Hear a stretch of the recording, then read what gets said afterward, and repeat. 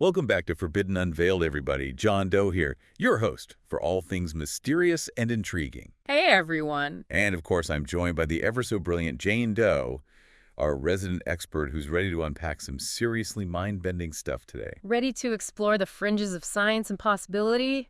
Let's do it. All right, so today's topic, my friends, is one that has captivated imaginations for centuries. Psychokinesis. Ooh. You know, moving things with the power of your mind. Classic. Like, wouldn't it be awesome to just think that remote control over to your hand instead of getting up? Yeah, or picture this. You're out of coffee. Instead of trudging to the kitchen, you're just like, will that fresh cup to float right over to you? Oh, yeah. Now that's a superpower I could get behind. Right. Sadly, mine seems to be limited to willing the traffic lights to stay green. But no luck so far. Bummer. But hey, maybe we could learn a thing or two today. Fingers crossed. So for those of you new to this whole psychokinesis thing, Jane, break it down for us. Okay. What exactly are we talking about here? Well, the word itself gives us a clue. Okay. It comes from the Greek psyche, meaning life or soul, and kinesis, meaning to move. Uh-huh. So psychokinesis, or PK for short, is basically the idea of moving stuff with your mind. Not just wishing really, really hard, though, right? Right. I wish for a lottery win every day, Yeah. but my bank account isn't reflecting any mental prowess yet. Sadly, no. It's not just wishful thinking. Okay. It's about focused intention, maybe even tapping into some kind of energy. Some call it chi, that life force you hear about in Eastern philosophy. It's like harnessing that energy and using it to interact with the physical world. So like a Jedi using the Force. Exactly. And just like with the force, there's debate on whether it's real or not. Right. Throughout history, different cultures have had their own versions of this mind over matter concept. I can imagine. Think poltergeist stories where objects move seemingly on their own. Oh, yeah. Or certain spiritual practices that involve manipulating energy. Makes sense. And let's not forget the seances of the spiritualism movement in the late 1800s. Oh, yeah, those are good.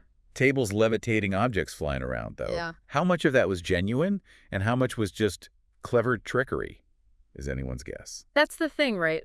It's hard to separate fact from fiction. Yeah. Especially when some of the most analytical minds were convinced. Oh, really? Did you know Sir Arthur Conan Doyle, As in, the guy who created the super rational Sherlock Holmes, oh, wow. was a firm believer in all this? Talk about a plot twist. Right.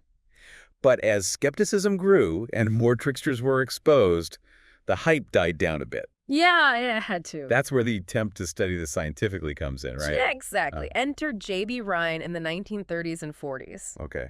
This researcher at Duke University who was determined to bring some scientific rigor to the study of psychokinesis. Wow. He's considered the grandfather of parapsychology. Parapsychology. Yeah, the study of all things psychic. Oh, okay, cool. And he was all about yeah. those dice experiments, right? Yeah. Trying to get people to mentally influence the roll of a die. Yep. His idea was that if you could consistently get results that defied the normal odds, well, that might just point to something interesting. So did people start rolling sixes on command? Was psychokinesis officially proven? Well, not quite. Yeah. His findings were kind of a mixed bag. Okay. Some data suggested maybe there was a slight ability to influence the dice. But there were also issues with his methods that made it hard to draw definite conclusions.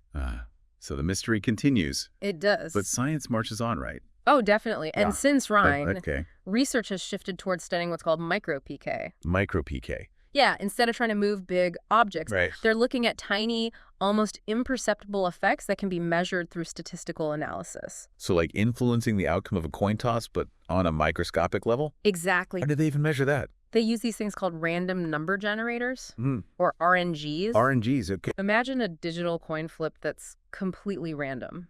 Like, the outcome is based on radioactive decay or something equally unpredictable. Okay. Researchers have people try to mentally influence the output of these RNGs. So instead of trying to make a physical coin land on heads, they're trying to make a digital one land on a specific result. Exactly. And since RNGs are so precise and automated, it makes the data easier to analyze and harder for anyone to manipulate. That's pretty clever. Right.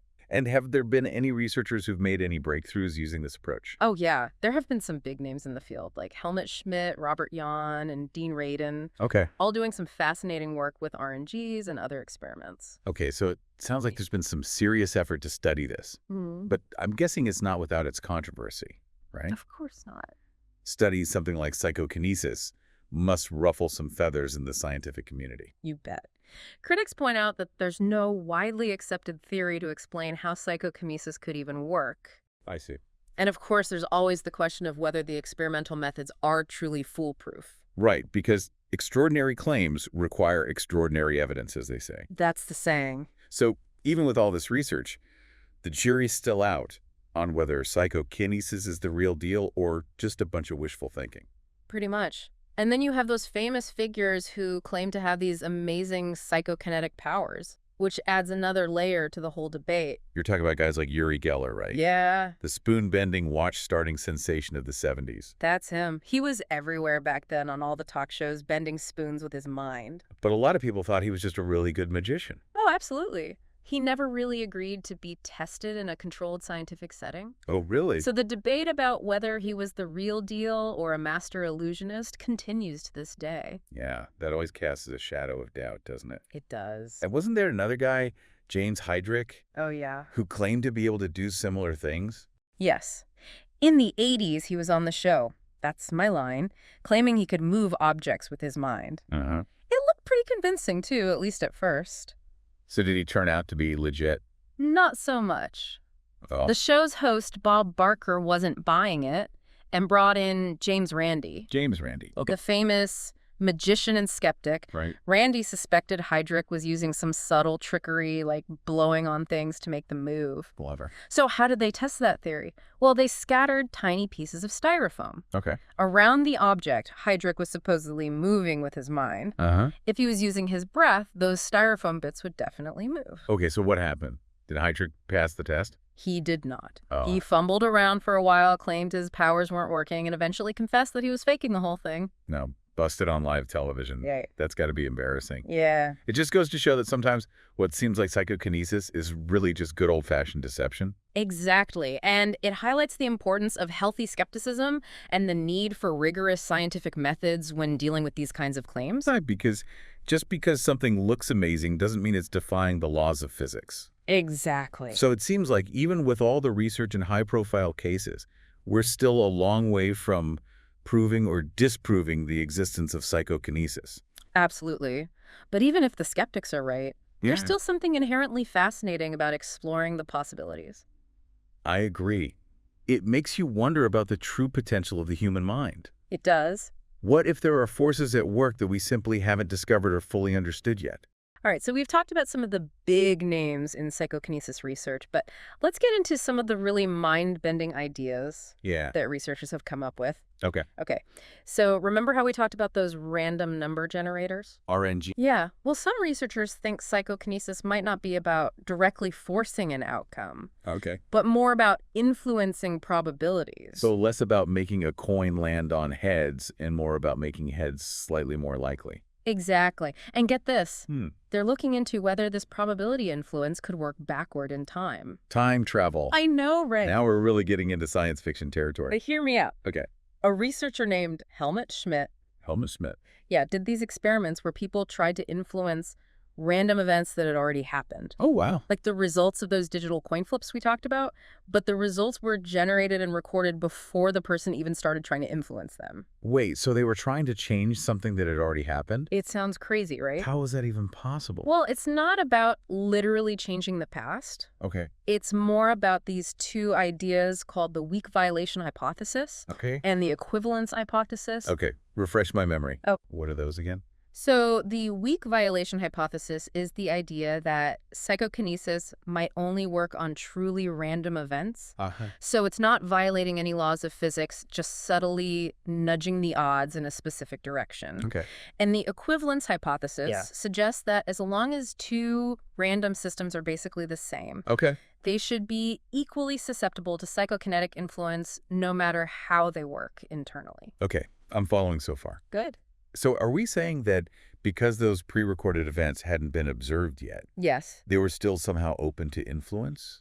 it's possible. Like maybe the act of observation somehow locks in the outcome. That's one way to think about it. Huh. And it gets into some really deep questions about quantum mechanics. Oh, here we go. And the role of the observer. Okay. We already know from quantum physics Yeah. that observation can affect things on a microscopic level. Right. Maybe it's the same with these larger scale events. Right, like how observing a particle can determine its position or momentum. Yeah. So are we saying consciousness might play a role in psychokinesis? It's a possibility. Some physicists believe quantum theory might not be the whole story, Yeah. and that we need to figure out exactly how consciousness fits into the equation. Mind-blowing. Yeah. So did Schmidt's experiments actually show that people could influence the past? His results suggested that people could indeed influence those pre-recorded random events, as long as the results hadn't been observed yet. But wouldn't that mean psychokinesis could mess with cause and effect? It seems that way. Like changing the past from the present? It's definitely a head-scratcher. Yeah. Maybe it's not so much about changing the past, but influencing the probabilities as they unfold across time. Okay, my brain is starting to melt a little here. I know, it's a lot to take in. But this is all incredibly fascinating. It is. So does this mean anyone could potentially have this ability to influence the past? Well, hold your horses. Okay. We're talking about subtle statistical effects, Okay. not rewriting history on a grand scale. Plus, it's really hard to replicate these results consistently. Right, because in science, you need to be able to repeat experiments and get similar results. Exactly. So has anyone else been able to replicate Schmidt's findings?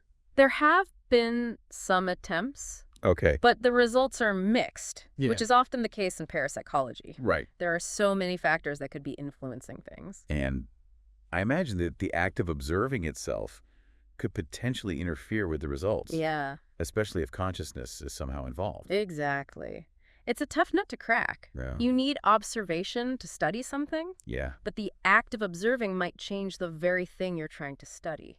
Tricky. Very tricky. So it sounds like we still have a long way to go before we can say for sure whether psychokinesis is real, Yes, especially these more far out aspects of it. definitely. But that's what makes this field so intriguing. It challenges our assumptions about what's possible and forces us to consider that there might be more to reality than we currently understand. Absolutely. And who knows what the implications would be if we were to confirm these abilities.